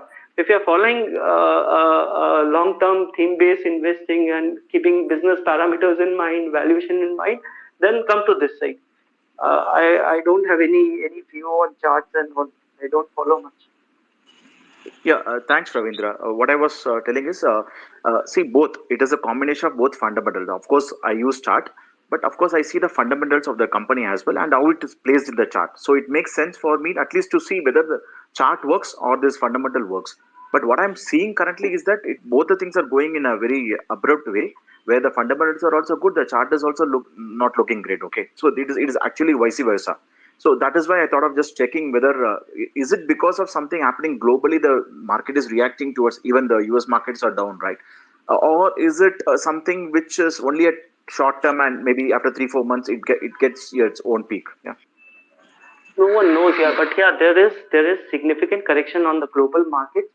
Nasdaq has seen. Yeah, I'm not talking about new tech companies now. Some of the companies like Meta and those companies has seen severe drawdown as well. So nothing drawdown which you are seeing in our Indian market is it's a isolated phenomenon. I'm not talking about crypto, what they are experiencing. Even the larger companies like Meta and even Microsoft, they have seen decent 15-20% kind of correction. Meta must have seen much more higher. So there is global phenomenon. Apart from that, European markets, as far as I know, they never performed in last 5 years. So they are not going down as severe as other US markets. The risk appetite of US market is completely different. So they performed phenomenally well in last 5 years. Now the correction is also cheaper. That kind of correction is not there in European markets, at least as far as I know. Yeah. So, Avian, I would just like to add something on here. So, good to know that you mix fundamental with chart and do it. So, I personally have no understanding of chart, so I would not be able to comment on what is showing in the chart. But I can only help you with one thing, is that is common whether you are doing it through charts or you are doing fundamental investing, and that is you follow a process. So, if we follow a simple enough process, like in case of fundamental, if I see a company good enough according to me, fundamentals are good, I can trust the management, and if it is available at a decent valuation, I will not look at Fed, I will not look at the current level of stock market. If I have cash in my portfolio, I'll buy. If I have no cash in my portfolio, if I'm having 15 stocks in my portfolio and I get a 16 stock which looks uh, very compelling, I will probably sell my least conviction idea and buy that 16 stock. So that is the process I keep on reminding myself. Even after reminding several times, I keep forgetting it and I keep doing the mistake. So that is what I would say. Follow a process. If you are following a chart, you would be in a much better position than me to find a process for that, and diligently follow that process. Your chances of doing a mistake will probably reduce in that way, rather than uh, arbitrarily looking at what is happening in the world, what is happening in the market, and then reacting through charts or fundamental. Thank you so much. And sorry, last question, Sir, a multi-million dollar question. hello. How is this LIC going to look at on this thing here? Sorry, I didn't get it yet. Ankit, you get the question? Yeah, he was asking about LIC. Do you want to take it or shall I go? Okay, so Yeah, only I can say is participation from anchor investor was very weak. There were only two FIIs named. We were thinking that there would be a good round of investment. Only the Norges Bank and this GIC participated. The similar kind of phenomenon was witnessed in the main book of QIB. I am not very optimistic on this stock. Let's see how it performs. Yeah. Anyways, retail investor will get that 45 rupees discount or 60 rupees discount. There's nothing much to worry about. Don't expect any kind of gain. And long term, though, I would say I will stick with private insurers. They are gaining market share every year. Yes. You see the growth of. Okay, can look here. Let me take a bit more stride here. Look, if you see what kind of business LIC is, more agent driven model where they say ULIPs and participatory kind of instrument. Okay. Now the government policy is they will reduce the share unit holder participation in certain scheme from 5%, 95% to 90%, and the non-participatory they will reduce it to zero. So now whatever pace you were seeing LIC as a losing market share every year, in 2-3 years time frame, when this get completely absorbed, the intensity will further increase. I will not talk about valuation, I don't know. But the other thing is, since you are reducing the unit holder participation, the incentive agent would have in terms of selling the LIC policy will reduce significantly. And my view is they will lose market share very fast from here, 2-3 years down the line. Uh, Again, we are discussing stock. It's only for education purpose. Don't see it as a recommendation here. You can take your own view. sure. Thanks, Ravi. I'll just I have one add question, here. sir. I would just like to add to what Ravi has said about LIC. So before giving my answer, I'll just give this disclaimer. This is not a I recommendation have to buy one or sell, question, but just sir. who is it? Balaji, wait for a while. Some answer is Okay. going on. Okay. Okay. So So basically, we also wrote a Twitter thread, I think a couple of weeks ago regarding LIC IPO. So one thing which we often forget as investors is capital is limited and ideas are unlimited. So you have to prioritize, and you need to understand that when you are investing in an IPO or in any other stock, a part of your portfolio capital is going to be fixed in that business. So looking at LIC IPO in isolation is always one of the LIC or any IPO in isolation is one of the worst thing to do. Just because something new has come up doesn't mean that you have to have a view there. Try to understand this thing that the broader market has corrected a lot.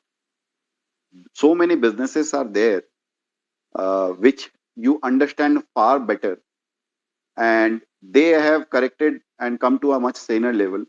Would you now be interested to invest in a company where you have not looked at the accounts for a long period of time, you don't have understanding, and where you don't, at least you can't trust the management immediately, you have not seen their performance, and you know they, as Ravi rightly said, that they have been losing market share, whatever compelling the valuation is. So that is what we look at it. It's not to say that avoid the IPO. It's just a thought of saying how we should approach investing. Just because IPOs are coming, it doesn't mean that you have to invest in all IPOs, and you have to see where you have to invest. As a portfolio decision you have to make. And if you are making a decision based on can I get a listing in or not, then I am probably not the right person to guide, because I have never invested in IPO thinking from a listing gain and all. Because listing gain is like a gambling. It's like a game of chance. So that is where I would not like to comment. But as a business, it is much easier decision for me to take today, that since so many other businesses are available at a much better valuation from what they were in the last 1 year, I would probably hunt for ideas there rather than looking for something new.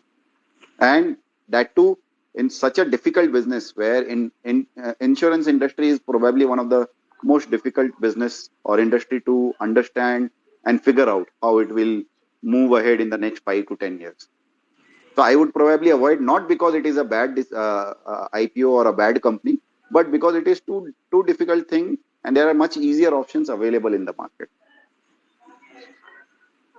Yeah, AI, Balaji. we can have Hello, few sir. more questions, and then Sir, I have a question, sir. yeah. Just a second. Before we have next question, I just have one to few things to say. Please follow us on Twitter, as AI was saying.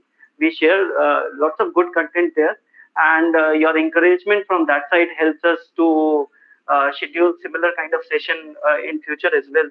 And do visit SmartSync website. They share, as I mentioned earlier, con calls and their view on the company's investment ideas on their website. And I personally also have a Twitter, YouTube channel. You can see that link on my Twitter handle. Yeah, we can take last few questions, and then I guess we should be good to wind up.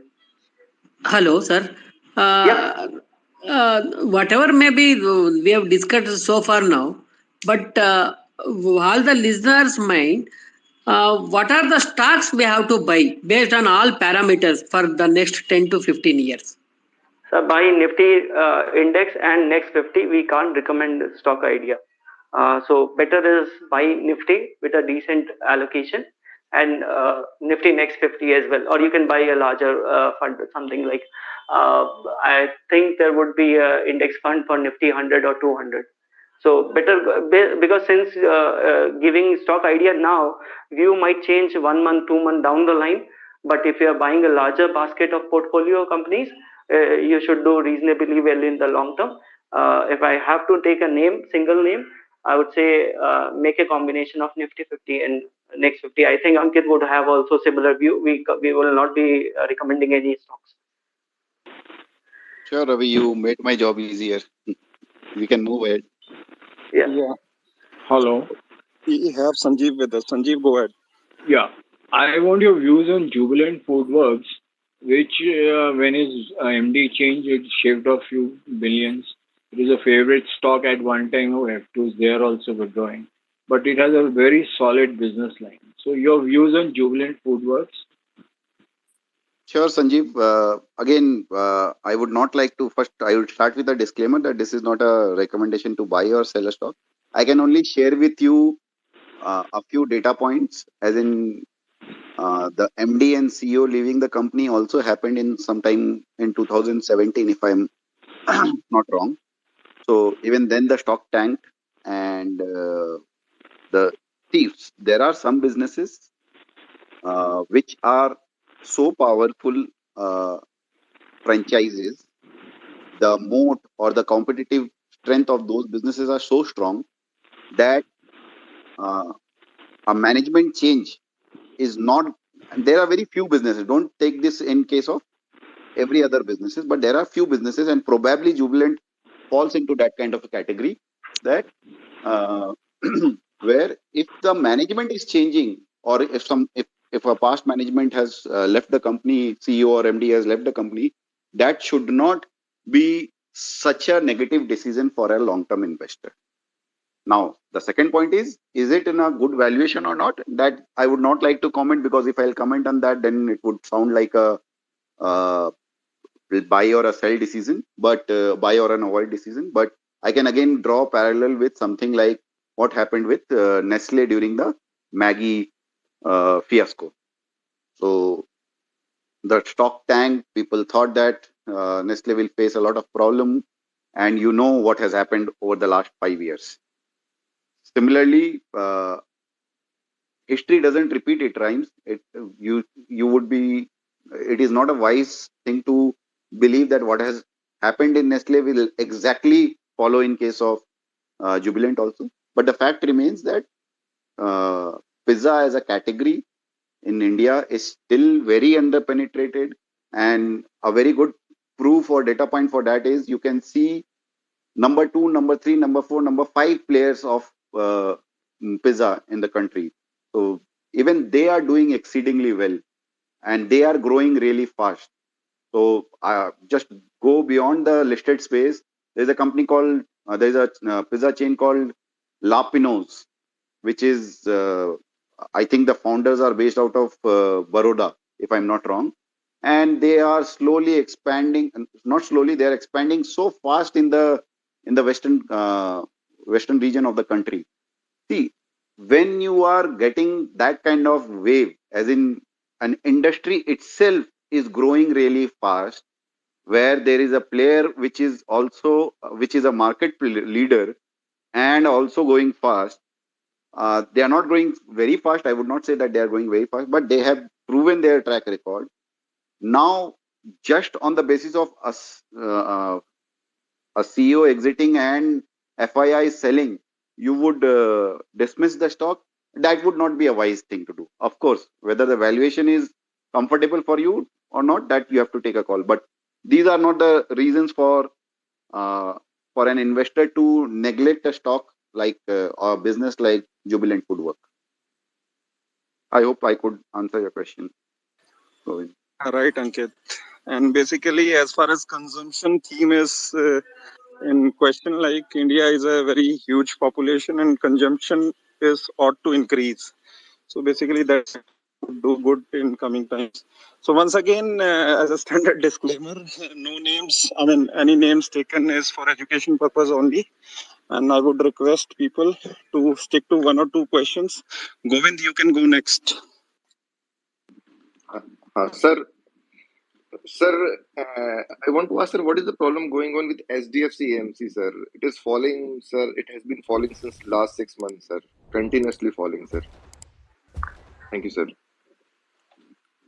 Okay. So again, I don't want to repeat the disclaimers again and again, but the same thing. In case of HDFC AMC, I can only highlight a few risk side and few positive side for the company. Then it is up to you whether you want to look at investing in it or not. So coming to the positive side, it still remains one of the largest. In fact, it is the largest AMC in India till now, and they have a very good advantage in terms of their distribution network through banks, and their so many RMs they have in their banks. So these are the positive thing. And bank and even today in India, there are people, good amount of people who go to the branch and do their work. Even though we have probably not visited a branch for a long period of time, but most people in India still go to. There are many people, a section of the society which still goes to the branch and interact with the RM. So they have a very good edge there to keep on selling their product. So when I say selling their product, all their insurance and mutual fund product. So that is the advantage they have. But coming to the risk part, uh, if you look at the performance of HDFC AMC's schemes, uh, they are not at the kind of performance which they used to have in the past. So that is one. Second, the biggest and probably the biggest of all is the kind of disruption which is expected through the coming up of all these fintech startups. So companies like Zerodha, Grow, Navi, I'm forgetting the name of that Navi full name. Then there are so many other, even Capital Mind has taken an AMC, applied for an AMC license. So all these new age tech startups or tech companies, they would probably scale up their business in a much better way and a faster way compared to the old people, old big guys like HDFC and ICICI, right? So that is where I believe this is one of the biggest risks in AMC business. How they will tackle that, how they will come across and make sure that they overcome this. This is something which the market right now is not very clear. So you as an investor have to take a call now. If you believe that HDFC has that in them, and if you believe that the stock price has come down to a level where the valuation is very attractive, you may go for it. And if you think that the competition which is going to come ahead is seriously very brutal, and probably HDFC will not be able to face them, that that should give you an indication that you should probably not look at buying it. I can't tell you clearly whether you should buy or sell. I just try to give both sides of the situation for your understanding. Just to Janu, you add want to few say?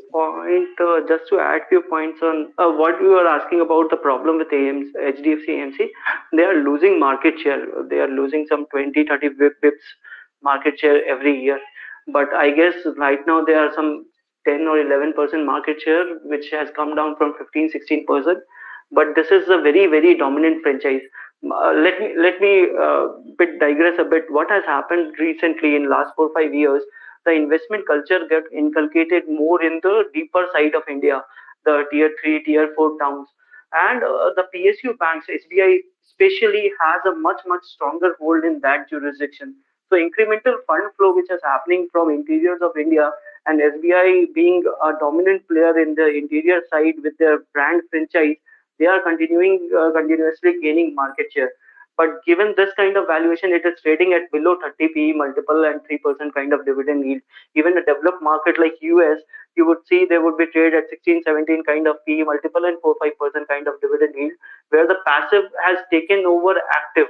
Passive has been growing since 2004-5 in those markets, which is happening in India.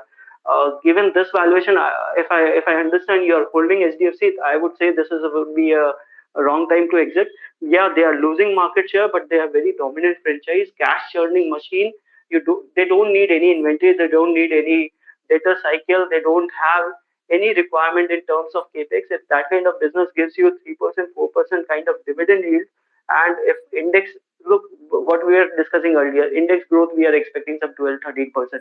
So your AUM without disproportionately higher inflow will continue to grow that 10-12%. I think this is a decent bet you should have in portfolio. Though right now the risk is bit on the disruption which Ankit has mentioned, but I would stick that the franchise is very dominant and valuation is nowhere expensive. Yeah, thank you, Ravi and Ankit. I think we are done with the questions. So I would like to take a moment to thank to all the audiences who have patiently listened to our spaces today, and special thanks to our people who are in our Twitter ecosystem: Shubham, Yogesh sir, Ameya, Pratik, and many more. They just left because they had some urgent pre-planned visits. So apart from this, it was very knowledgeable and interactive session on part of Ankit and Ravindra. It is pleasure to host you both, and we really get to know various intricacies of market where we should be cautious, and which is basically, we won't say ideal way, but which is a best way as far as their experiences are concerned. So it is on the part of the individual investor. They should do their due diligence, because their money, their loss, their profit. So if we summarize what we have discussed today is, one should go about things which he or she can understand well, right? If they are not able to devote time out of their, they are not able to understand, or maybe they don't have time out of their job or business or anything, they can go passive way. And even if they don't want to go passive way, they can look for good advisors. When I say advisors, you should keep away from mis-selling, right? We often see over Twitter that there is a screenshot gang, or there are operators working through various handles. So when one spend considerable time on Twitter, they get to know who people are authentic and sharing good knowledge, and who people are fake and they are minting money from naive retail investors. So with this, I move on to Ankit and Ravi for their concluding remarks. And once again, one more announcement: all the audiences, Ameya, Shubham, Yogesh, Pratik, I have an open invitation to your handles. If you want to have a spaces in coming time, I would request you can reach me out, or I'll reach out. Thank you. Over to Ankit and Ravi. Yeah, thank you, AI, for inviting me, and a very big thank you to all of you who have patiently listened, and some of you asked really good questions. So really appreciate that. I would again like to conclude with the same two things which we share through our Twitter handle also, and which we believe is a very important philosophy one can keep in mind while you are investing for the long term. Number one is don't predict, prepare. And number two is know few businesses, know them well. I think these two things really serve you in the long run. Thank you so much once again. And thank you, Ravi, for being such a good speaker alongside. Yeah. Thanks, audience. Thanks for staying for so long time here. And as AI mentioned earlier, if you find anyone giving you hot tip and recommendation, first sign you says that there are quick money to be made. Drop your pen and run, yeah. That's the only sane advice I can give you. There is no easy money to be made in market. You have to bear the bear market. You have to embrace the bear market to make money in the bull market. There is no other way. You have to love this bear market. Bear cycle can continue for a longer period of time. You embrace this bear market, it will give you fruit in during the bull market. That's it. Yep. Thanks a lot. Thanks, Ravi and Ankit. And I once again emphasize, if you people are finding value, do connect with our Twitter ecosystem. We are into learning only. We are not here to sell anything. And I will sincerely. I'm interrupting. Special thank to Manoj and Amaya. I saw Manoj was there throughout, and Amaya also. Whenever you joined, you were there. So a special thank to both of you. Thank you so much. If they want to come up to the stage, I can send them the request. Sure.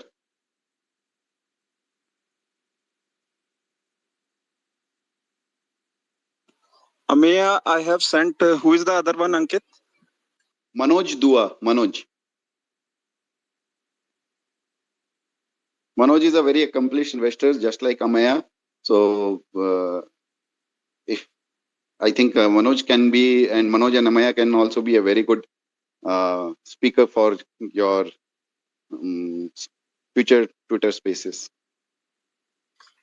I have sent few requests. If they are willing, they will join and add value to the ongoing space. Thank you.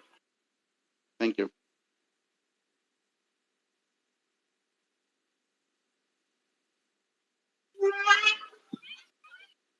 Ameya, Shubham, Manoj, if you are listening, you can join in.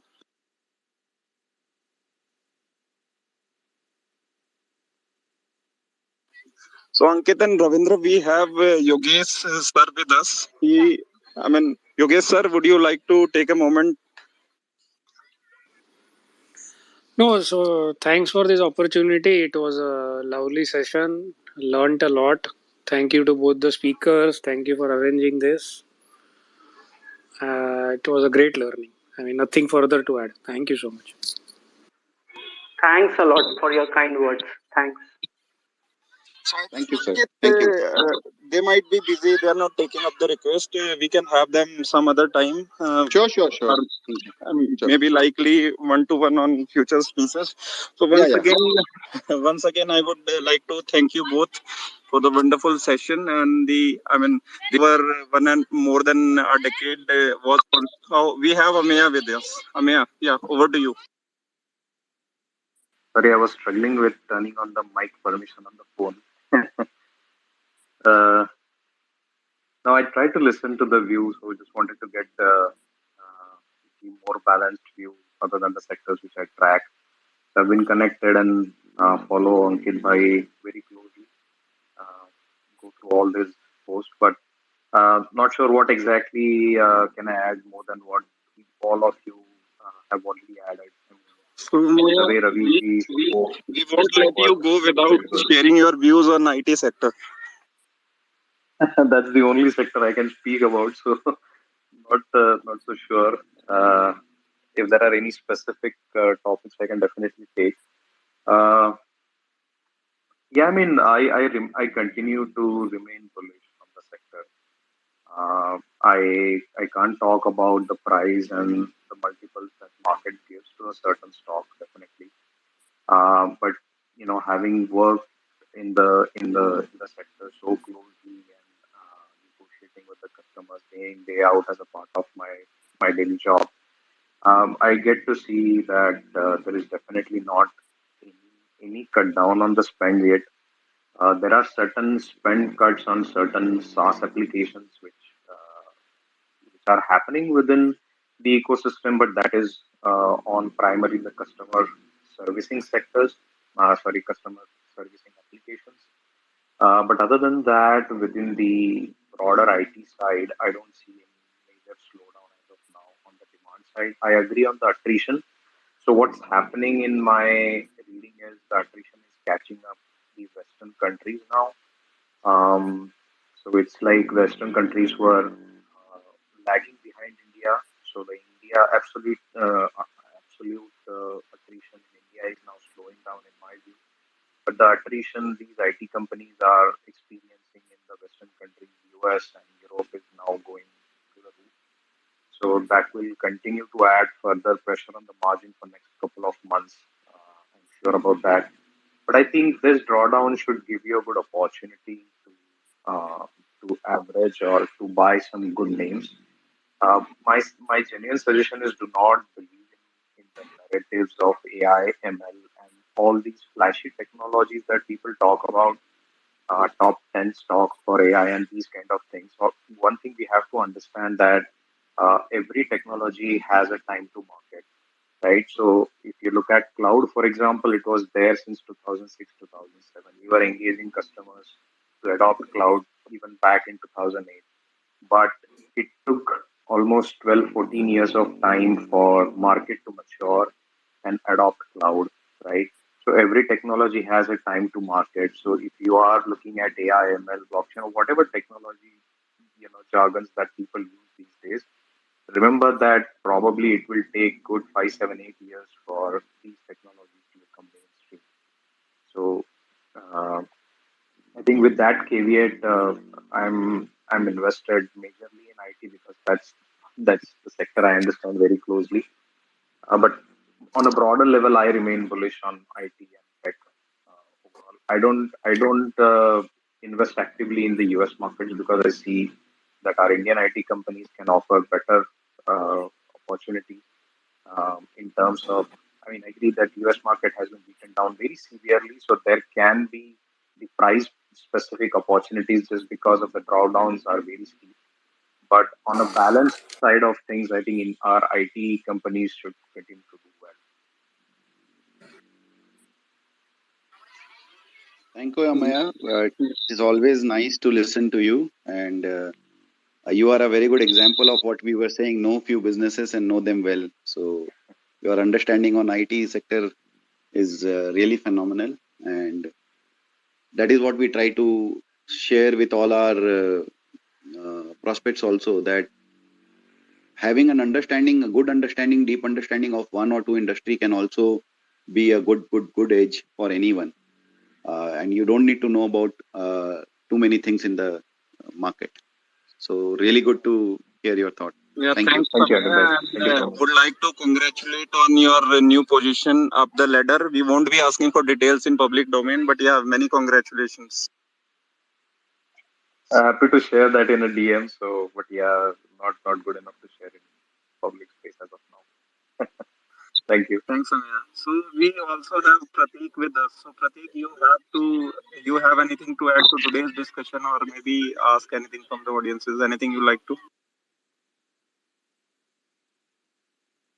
Prateek? Hello, Yeah, am I yeah. audible? Yeah, so I just joined looking at Amaya. I mean, Amaya भैया है तो हम तो आ ही जाते हैं. Generally, he is not part of spaces where there is no good discussion. So yeah, the discussion was fine, and I agree to that view that know few businesses and know them really well. And I have learned this from many seasoned investors, including Amaya. That and I do agree with his view on IT. I mean, last year the valuations were high and they were out of comfort zone. But now, looking at the way the correction has happened, not only in US but in India also, many of these stocks are now available at a zone where even a conventional investor who may not belong to the industry can also relate to those valuations. And many of these new age companies and all, because of this correction their ability to raise money has also gone down. So effectively, if your pool had too many competitors who could hire these employees, these IT guys, now because of this correction, their ability to raise money is now down. So effectively, in a long run, I think this attrition point should also come down, because your competitors no longer have the power that they were having because of those bull market and all. Same thing is happening in US also, same thing is happening in India also.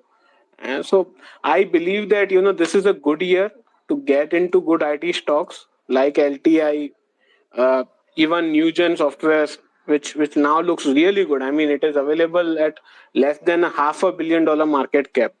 So so some people should look into these companies which are on dividend yield terms also. I mean, LTI is giving you almost 2% dividend. I mean, these companies are generating so much of cash, and now people are dumping them at these valuations. So yeah, I think that this is a good theme to add on. Consumption should also be added in my view, because consumption, just because of this quarter's number or maybe couple of more quarters inflation data, I don't think the consumption theme has left India. uh, Central banks all around the world are now trying to bring down that inflation point. If Fed can bring inflation, they can also reduce inflation, in my view. If everyone says that it was all liquidity driven, and if Fed is ready to take away that liquidity, they can surely bring down the inflation also. So in couple of years time, we would be thinking of these prices in some of the companies as a great opportunity. And I also believe that the commodity run is most likely done. Whoever says that they are in super cycle, I don't believe that. Because commodities, if you are saying that commodities will keep going up, that means you are saying that the inflation would keep going up at double digit levels every month. That's not happening. That cannot happen without any growth. Supply side constraints can be limited, and they would be taken out sooner rather than later. So yeah, I feel that commodity names honeymoon period is done. Consumption names, normal IT stocks, cash generating companies, traditional way of investing is back like it was before COVID. And people should now try to think in much more conventional way of investing rather than price to vision. Come back to price to earnings, maybe price to book as well. So yeah, conventional investing should be back now. Thanks, Prateek. Thanks for adding value to the spaces. And if the panelists allow, I shall ask one last question before we wrap up, or shall we close it up?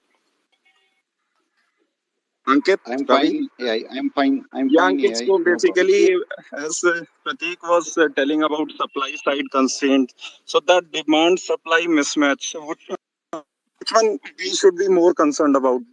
Demand side constraint or supply side constraint?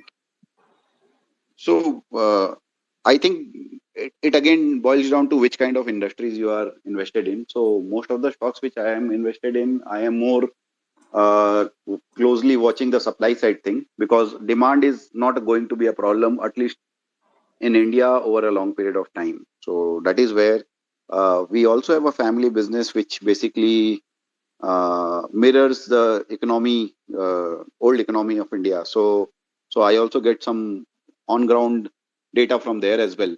So I don't see a demand problem in India uh, from a, say, a 1 year, 3 year, 5 year perspective. A 2 month, 3 month demand problem would not be qualified as a demand problem. So whatever problem what Indian industries are facing right now is more of a supply side thing, and most of them are already working. So again, you can just see, even though auto companies are facing some problem on the supply side, there are few companies which are declaring. I'm not going to name because naming would again lead to recommendation. But most of the auto companies have already declared their result. But few of them, a couple of them have produced good results compared to the industry. So you should probably look at them, how they are dealing with the supply side problem. So that's pretty much from my side. Ravi, if you want to add. No, yeah, nothing much to add. But what we like, one interesting read I did last week was something like this.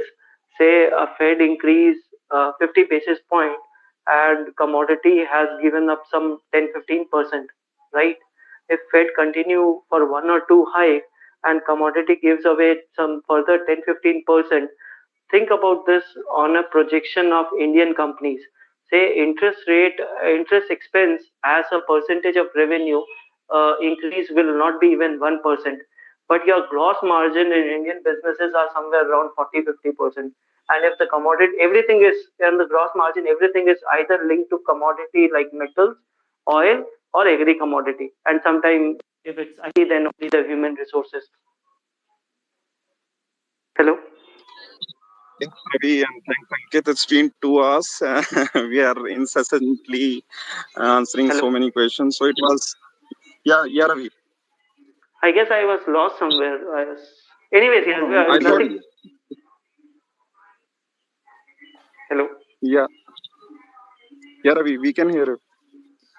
So I was making a point that commodity actually a decrease in commodity will be huge boost to the profit line of the companies. Say gross margin at 40%.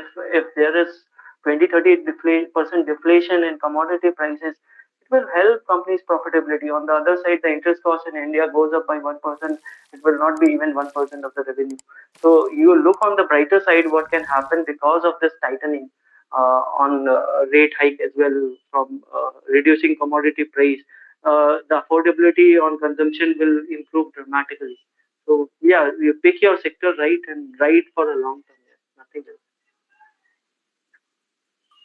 Yeah, thanks, Ravi. Thanks for your insights. So we'll wrap it up here because it's been more than 2 hours. We are continuously taking the session, and interesting questions are coming our ways.